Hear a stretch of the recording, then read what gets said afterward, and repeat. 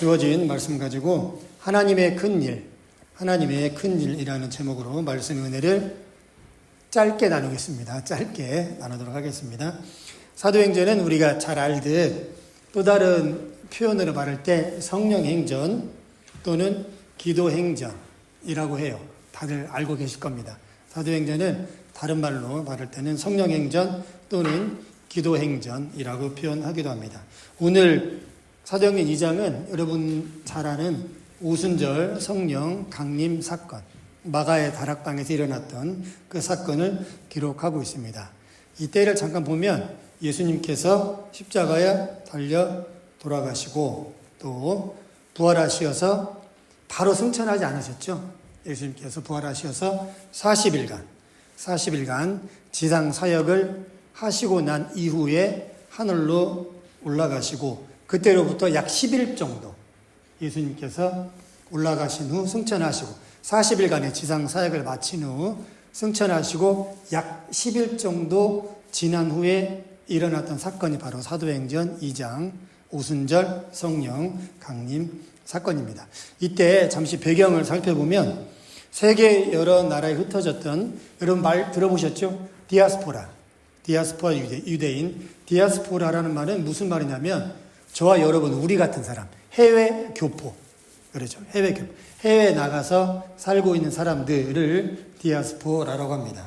전 세계에 흩어져 살고 있었던 경건한 유대인들은 오순절을 지키기 위해서 세계 각지에서 유대 예루살렘으로 모여들었습니다. 참고로 유대인들이 지켰던 우리의 구정, 추석과 같은 유대인들의 3대 절기는 유월절, 오순절, 초막절. 오순이라는 말이 다사도 열순에서 50번째 되는 날. 또는 오순절을 다른 말로 바꿔 말하면 77절 그래요. 77이 49, 그 다음에 50번째. 그래서 오순절 또는 77절 이렇게 말을 하기도 합니다. 그래서 유대인들은 이런 오순절을 지키기 위해서 유대 예루살렘으로 모이고 있었습니다. 이때 또한 예수님의 12명의 제자들과 120명의 성도들, 120문도라고 하죠. 이분들은 마가의 다락방에서 사도행전 1장 3절과 4절에 약속한 대로 그때 하나님께서 이곳을 떠나지 말고 성령의 약속을 기다리라 그랬죠. 성령의 충만한 임재하심을 기다리라 그랬죠. 그 약속을 믿고 제자들 12명과 또 120명의 성도들은 마가의 다락방에서 간절히 정말로 뜨겁게, 정말로 절박하게 기도하고 있었던 때였습니다. 그래서 제자들과 이런 120명의 사람들은 다락방에서 또 경건한 디아스포라 유대인들은 유대 예루살렘에 모여들고 있던 그때 하나님의 약속대로 사도행전 1장 3절과 4절의 약속대로 성령의 강한 역사가 임하게 됩니다. 사도행전 2장 2절 말씀 같이 한번 읽어볼까요? 시작. 호련히 하늘로부터 급하고 강한 바람 같은 소리가 있어 그들이 앉은 온 집에 가득하며 3절도 볼게요. 마치 불의 혀처럼 갈라지는 것들이 그들에게 보여 각 사람 위에 하나씩 임하여 있더니 아멘. 성령이 임하는 모습 2장 보면 급하고 강한 바람 같은 소리, 그것이 그들이 앉은 온 집에 가득하여서 각 사람이, 3절에 보니까 각 사람이 임하는데 어떻게 마치 불의 혀처럼 갈라지는 것들, 이러한 모습들이 임한다 그래요. 신구약 66권 가운데 성령의 임재하심, 성령이 함께 하시는 모습, 다른 표현이 약 19가지가 나옵니다. 구약에는 낮에는 구름기둥, 밤에는 불기둥, 그 다음에 성령의 비둘기같이 임하는 모습들, 이러한 모습들이 또 하나님의 씨는 수면에 운행하시더라. 이러한 모습들이 제3위 하나님이신 성령 하나님을 표현하는 것들인데, 이게 신구약 66권 가운데는 이런 성령을 지칭하는 표현들이 약 19가지가 등장합니다. 그 중에 하나가 급하고 강한 바람 같은 소리, 3절에 마치 불의 혀처럼 갈라지는 소리가 어떻게 임하냐면 그냥 두리뭉실하게 이렇게 임하는 게 아니라, 이런 모임에 좌정하는 게 아니라 성령이 각 사람 위에 내주한다고 그래요. 내주. 각 사람 위에, 각 심령 위에. 그래서 이런 얘기는 다음에 우리 이제 내년부터 우리가 주중에 성경 공부 또 기도회도 가질 텐데 성령의 내주 또 성령의 임재 또 성령의 충만함 이런 것들도 함께 좀 배우고 같이 나누는 시간을 가지면 좋겠습니다. 이렇게 제자들 또 함께 모였던 많은 사람들에게 임한 성령의 모습, 성령의 충만함, 성령의 강한 역사가 일어나면 가장 먼저 변화되는 게 여러분 혹시 무엇인지 아세요? 여기 앉아 계신 분들 다 성령이 충만한 은혜, 또 성령이 함께 하신 그런 경험들이 다 있으실 텐데 성령께서 내 마음을 강하게 주장하시고 말씀의 은혜를 베푸시고 또 예배를 통해서 기도를 통해서 또는 찬양을 통해서 이렇게 성령께서 임재하시고 함께 하시는데 강한 성령의 역사가 일어나면 가장 먼저 바뀌는 게 언어의 변화입니다. 언어. 말이 바뀌어요. 말이. 대표적인 걸로 부정적인 거에서 긍정적인 의미로 바뀌고 그래서 여러분 주변에 이렇게 보세요. 은혜 받은 사람들 이렇게 막 집회나 기도회나 예배를 통해서 이렇게 찬양을 통해서 은혜 받은 사람들 보면 말이 많아요. 그러죠. 말이 많습니다. 그치질 않아요. 그치질. 그만하라고 해도 계속 얘기를 몇 개를 가요? 나누고 싶으니까. 성령께서 내 안에 자꾸만 은혜를 나눌 수 있는 그런 것들을 자꾸만 주시는 거죠. 그래서 성령께서 강하게 임재하시면 가장 먼저 사람에게 나타나는 첫 번째 변화는 바로 언어입니다. 언어. 성령의 충만함을 받은 제자들은 각자 다른 언어로 말하기를 시작합니다. 4절 말씀 볼까요? 같이 한번 읽겠습니다. 시작. 그들이 다 성령의 충만함을 받고 성령이 말하게 하심을 따라 다른 언어들로 말하기를 시작하니라. 아멘. 그렇죠? 여기 말씀 보니까 성령의 충만함을 받고 또 성령의 말하게 하심을 따라 내가 말하는 게 아니라 성령께서 말하게 하심을 따라 다른 언어들로 말한다. 말하기를 시작한다 그래요. 여기서 말하는 다른 언어는 무엇일까요? 여기에 관한 잘못된 오해, 잘못된 생각들이 많은데 여기 사도행전 2장에 나와 있는 다른 언어는 외국어입니다. 외국어. 지금으로 말하면 영어, 스페인어, 불어 이런 것들을 말해요. 그래서 어떤 언어들을 얘기하냐면 본문에 있는데 PPT는 제가 준비를 안 했습니다. 사도행전 2장 9절과 11절 내용 보면 어떤 언어냐면 바데인, 메다인, 엘라민, 또 애굽, 구레네, 부르기아, 판빌리아 등등등 이런 나라의 언어들로 누가 말한다고요? 제자들이 말하기를 시작한다 그래요. 그러자 세계 각지에서 이런 지역에서 금방 말씀드렸던 사도행전 2장 9절과 11절 이런 지역에서 살고 있었던 유대인들, 예루살렘에 모였던 유대인들이 깜짝 놀랍니다. 깜짝 놀라요. 너무나 크게 당황합니다. 12절 말씀, 오늘 본문의 12절 말씀 함께 읽어볼까요? 시작. 다 놀라며 당황하여 서로 이르되 이 어찌 된 일이냐 하며 이게 무슨 일이지? 도대체 무슨 일이야? 왜 쟤네들이 이런 나라 말, 저런 나라 말, 또 그런 나라 말을 이렇게 유창하게 하지? 그러면서 13절에 유대인들은 이렇게 반응합니다. 또 어떤 이들은 조롱하여 이르되 그들이 세술에 취하였다 하더라. 디아스포라 유대인들이 제자들이 외국어를 유창하게 말하는 모습을 보고 그들을 조롱합니다. 이거는 무시한다는 거죠. 비아냥거린다는 말입니다. 그리고 심지어 술 먹은 거 아니야? 네.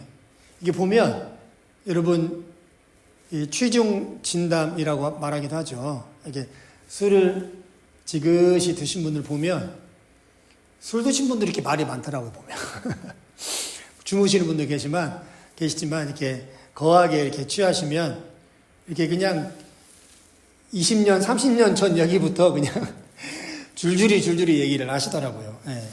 그러니까 대낮에 이 사람들이 무슨 술에 취했나? 그러고 제자들을 조롱하기 시작합니다. 왜냐하면 디아스포라 경건한 유대인들의 고정관념에는 이거는 불가능한 일, 일어날 수 없는 일. 12명의 제자들 저런 사람들이 유창하게 외국어를 말한다는 것은 도저히 있을 수 없는 그러한 일이라고 생각했기 때문입니다. 왜냐하면 그들은 자기 나라 말로 이미 그 나라 말을 할 수 있었기 때문이죠.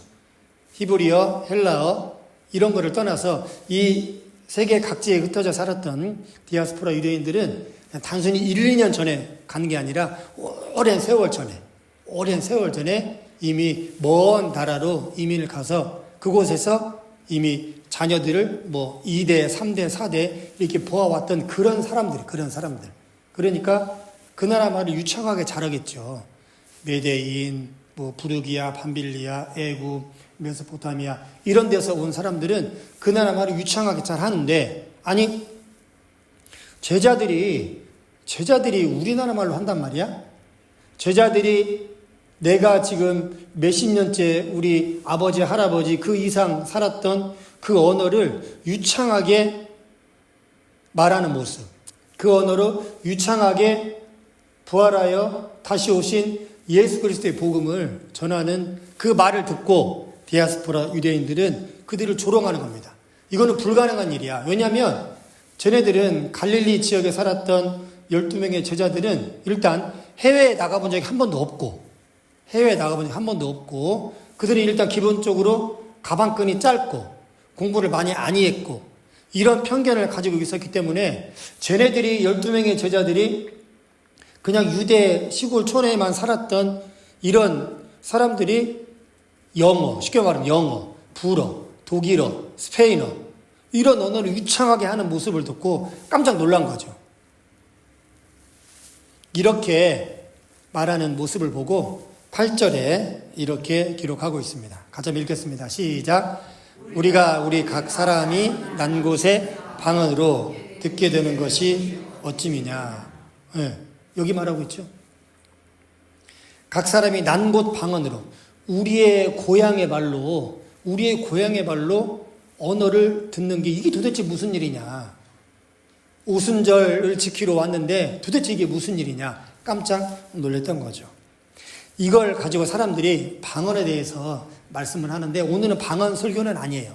방언 설교는 아닌데 그래도 한 번쯤은 언급을 해드려야 되겠다 생각을 해서 성경에는 방언을 두 가지로 말합니다. 방언을 두 가지로. 첫 번째는 마가복음 16장 17절인데 같이 한번 읽을까요? 시작.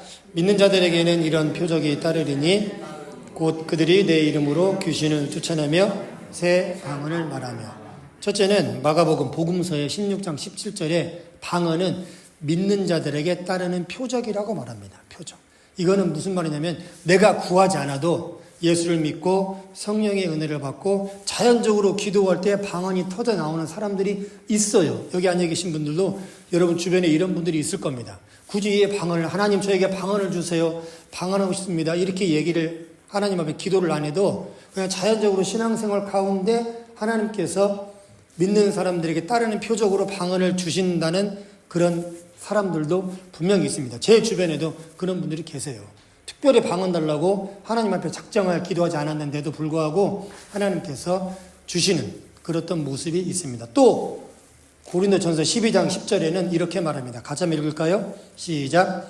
어떤 사람에게는 능력 행함을, 어떤 사람에게는 예언함을, 어떤 사람에게는 영들 분별함을, 다른 사람에게는 각종 방언 말함을, 어떤 사람에게는 방언들 통역함을 주시나니. 아멘.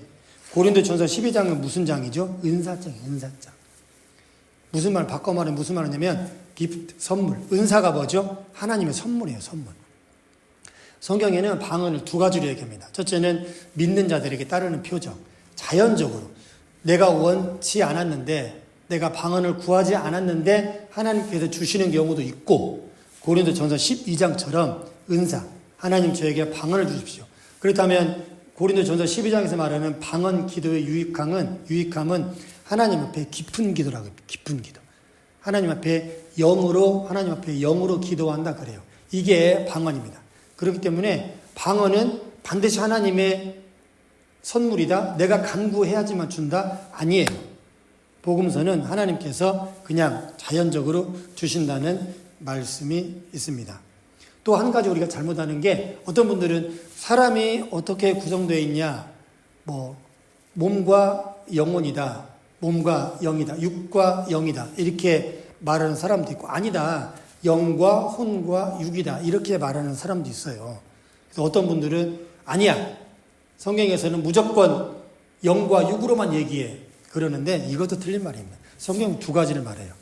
구약 성경에 보면 영과 육이 히브리어로 푸뉴마, 푸시케인데 이거를 교차해서 씁니다. 영이 푸뉴마 또는 영을 푸시케, 혼을 푸뉴마 또는 혼을 푸시케라고 표현을 써요. 그래서 가장 정확한 표현은 성경 66권의 대부분은 영과 육으로 말하고 있는데, 그러나 영과 혼과 육으로 말하기도 해요. 어디에 있죠? 우리가 잘 아는 히브리서 말씀에 하나님의 말씀은 살았고 운동력이 있어 너희의 영과 혼과 육을 찔러 쪼개기까지 한다 그러잖아요. 그렇기 때문에 성경에서는 무조건 66권은 영, 육으로 말합니다. 이것도 잘못된 겁니다. 그래서 성경의 대부분의 표현은 사람의 몸의 구성이 영과 육으로 되어 있지만, 그러나 영과 혼과 육으로 되어 있다라는 구절도 있다라는 말입니다. 이렇듯 방언도 우리가 자칫 잘못하면 그냥 막 알아들을 수 없는 용어로만 하는 게 방언이냐, 그런 것도 있지만 사도행전 2장에서는 이들이 그 나라 말로 또박또박 그 나라 말로 부활하신 예수를 전했다라고 기록되어 있어요. 그래서 사도행전 2장의 오순절 성령 강림 때 일어났던 이 놀라운 각자의 난곳 방언으로 말하게 하심은 이때로 끝났습니다. 많은 성경학자들이 사도행전 2장에 딱 한 번, 지금까지 이때의 사건으로 끝났다라고 성경은 기록하고 있습니다. 그렇다면 하나님께서 오늘 본문, 다시 본문으로 돌아와서 오순절 성령 강림, 성령 충만한 사건을 통해서 우리에게 오늘 우리 32주년 창립 기념 예배와 추수감사주일 감사 예배로 나아가면서 우리에게 정말로 하시고 싶은 말씀은 무엇인가? 11절에 기록되어 있습니다. 11절에 같이 한번 읽어볼까요? 시작. 우리가 다 우리의 각 언어로 하나님의 큰 일을 말함을 듣는도다 하고. 아멘. 그렇다면 하나님의 큰 일은 무엇일까요? 여러분은 하나님의 큰 일을 어떤 거라고 생각합니까? 많은 사람들이 잘못 알고 있는 게 오순절 성령 강림 사건, 하나님께서 보이셨던 이 놀라운 역사하면 방언으로 생각해요. 그래서 방언을 못하면, 예전에는 한국에 참 그런 문화, 그런 분위기가 참 많았습니다. 저도 기억이 나요. 방언 못하면 믿음 없다고 취급합니다. 그게 아닌데, 제가 금방 말씀드렸죠. 그게 아닌데, 방언도 성경에서 두 가지로 말씀하는데, 방언, 어디 장로님이 돼가지고, 어디 권사님이 돼가지고 방언을 못해? 이런 시각, 또 이런 문화가 되게 강했어요, 한국에. 여러분, 그게 아니에요. 오순절 성령 강림 때 일어났던 하나님의 큰 일은 방언도 아니고, 또 제자들에게 임한 불의 혀같이 갈라지는 이런 강한 이런 모습도 아니고, 또 디아스포라 유대인들이 경건한 제자들을 보면서 조롱했던, 저네들 낯설은 거 아니야? 술 취한 거 아니야?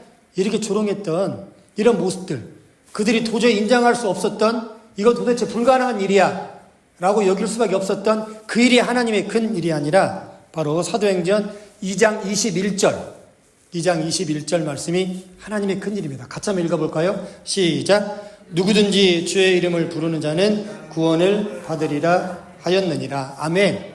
사도행전 2장 오순절 성령 강림의 사건 일어났던 하나님의 큰 일은 바로 이겁니다. 2장 21절이에요. 누구든지 주의 이름을 부르는 자는 구원을 받는다.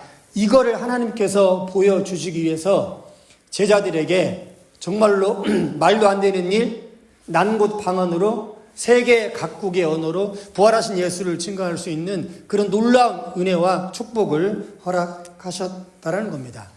여기서 말하는 하나님의 큰 일은 누구든지 남녀노소 어떠한 사람 제한 없이 누구든지 예수를 부르고 예수의 이름을 부르고 예수를 마음에 모셔드리면 구원을 받는다라는 사실을 하나님께서는 성령의 충만한 역사와 임재하심과 성령의 내주하심을 통해서 우리에게 말씀하고 있으셨던 것입니다. 예수를 믿음으로 말미암아 다른 게 아니라 다른 방법, 하나님 나라에 가는 것, 구원받는 게 다른 길, 다른 루트가 있는 게 아니라 오직 한 번 예수 그리스도를 통해서만 구원받을 수 있다라는 사실을 알리기 위해서 세계 각국에 흩어졌던 디아스포라 유대인들을 유대 예루살렘에 모이게 하셔서 이 또한 하나님의 뜻이요.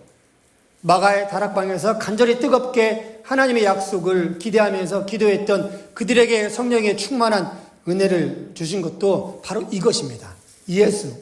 예수를 통해서만 우리가 구원받을 수 있다라는 사실입니다. 사랑하는 성약교회 성도 여러분, 오늘은 우리가 32주년째 교회 설립, 교회 창립 기념 예배를 드리고 있습니다. 우리가 32년 동안 지금까지 하나님 앞에 예배할 수 있었던, 또 하나님 앞에 기도하고 하나님 앞에 모여서 함께 웃고 함께 울었던 그 이유는 딱 한 분입니다. 누구요? 예수 그리스도.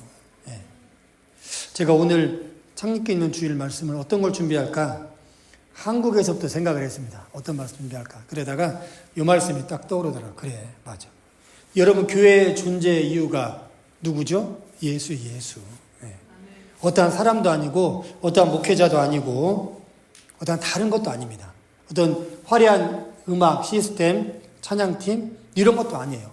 교회의 존재 이유, 우리가 예배하는, 우리가 하나님 앞에 함께 모여 예배하고 기도하고 눈물을 흘리면서 하나님께 나아가는 우리 삶의 이유와 전부와 우리 삶의 모든 것 되시는 분은 바로 하나님의 아들이신 예수 그리스도입니다. 예수가 정답입니다. 저는 이 말을 참 좋아합니다. 이 문구를. 예수가 정답입니다. 정답, 재정일 것 같고 돈일 것 같고 건강일 것 같지만, 자식일 것 같지만, 배우자일 것 같지만, 저도 조금 인생을 살아보니까 여기 계신 분들한테 이런 말씀 드리면 죄송한데, 예, 우리 인생의 정답은 예수입니다. 예수. 예수가 우리 인생의 정답입니다. 여러분, 예전에는, 설교를 마무리하겠습니다.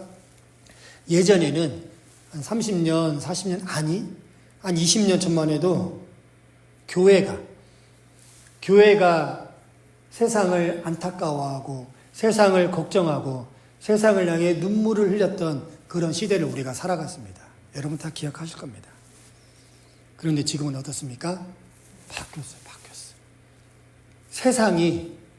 세상이 교회를 걱정합니다. 세상이 교회를 안타까워하고 세상이 교회를 향하여서 한숨을 쉬고 있습니다. 왜 그럴까요? 예수의 생명의 복음이 없기 때문에 그래요. 늘 세계화, 대형화 이런 것들만 추구하니까 예수의 복음은 점점 사라지는데 예수의 이름은 점점 없어져 가는데 예수가 교회의 중심이 되지 않고 예수가 예배의 중심이 되지 않는 그런 교회가 날로 늘어나기 때문에 지금은 교회가 세상을 향해서 외쳐도 세상이 전혀 움직이질 않습니다. 콧방귀 껴요. 우리는 지금 이런 시대를 살아가고 있어요. 저와 여러분은. 우리 성약교회가 앞으로 이제 2026년 33년째를 바라보면서 어떻게 나아가야 할까요? 세상이 성약교회를 걱정하면 되겠습니까? 아니죠. 이거는 예수가 정답인 그런 모습이 아닙니다. 성약교회가 랑캐스터에 있는 아직 예수를 모르는 사람들을 걱정해야 되고 성약교회가 아직 하나님을 모르고 어둠의 길로 향하는 그런 사람들을 위해서 눈물 흘리며 안타까워하는 그런 마음이 있어야 합니다. 그래서 누구든지 주의 이름을 부르는 자는 구원을 얻는다. 이거는 우리 성약교회가 변치 않고 가져갔으면 좋겠습니다. 저도 2026년 목회계획 세우면서 내년도 출석 목표 지금의 2배 이렇게 막 적습니다. 지금 청년부 몇 명, 주일학교 몇 명, 또 내년 여름에는 7월 8월 중에는 여러분 놀라지 마세요. 우리 성악교회 전교인 가족 수양회를 2박 3일 가려고 합니다. 제가 다 나눠드릴 거예요. 목회계획. 여기 다 가셔야 돼요. 어디로 가냐면 켄터키 노아의 방주 가려고 그래요. 그거 한 번은 가야죠. 갔다 오신 분도 나 갔다 왔는데 저도 갔다 왔거든요. 저도 갔다 왔어요. 얼마 안 걸려요. 차로. 한 8시간, 9시간밖에 안 가요. 그때 차 타고 가면서 서로 지지고 볶고 얘기도 하고 졸기도 하고 서로 짐도 닦아주고 휴게소에 내려서 밥도 먹고 기름도 넣고 또 가다가 쉬다 2박 3일 가족 수양회 지금 그런 계획도 지금 하고 있고 내년 가을에는 새신자 초청주일도 좀 해야 되겠다 그런 생각도 있고 저 혼자 하진 않겠죠. 같이 함께 지금 여러분 표정이 그래 목사님 혼자 해봐 뭐 이런 표정인데 이런 표정이신데, 왜 이렇게 사역들이 많아? 이런 지금 표정들이신데 전혀 그렇지 않습니다. 자, 이제 하나님 말씀 뵙겠습니다. 성약교회는 예수님만 계시는, 예수님이 주인 되시고 예수님이 전부가 되시는, 그래서 예수님만 자랑하고 예수 그리스도 향기를 드러내는 그러한 하나님의 찾으시는 그런 교회가 되시기를 주님의 이름으로 간절히 진심으로 축원합니다. 아멘. 제가 기도하겠습니다. 누구든지 주의 이름을 부르는 자는 구원을 받는다라고 말씀하신 하나님, 성약교회를 지금까지 세워주시고 인도하셨던 그 하나님의 은혜, 모든 것이 하나님께서 하셨습니다. 모든 일을 하나님께서 이루셨습니다. 하나님, 그 고백을 할 수 있는 우리 모두가 될 수 있도록 인도하시고, 우리 성약교회가 앞으로 나아갈 때 사람이 드러나지 않게 하시고 오직 하나님과 또 하나님의 아들이신 예수만 드러날 수 있는 그런 교회가 될 수 있도록 하나님 은총 허락하여 주옵소서. 그렇게 은혜 베푸실 하나님을 송축하며 예수님의 이름으로 감사하며 기도하옵나이다. 아멘.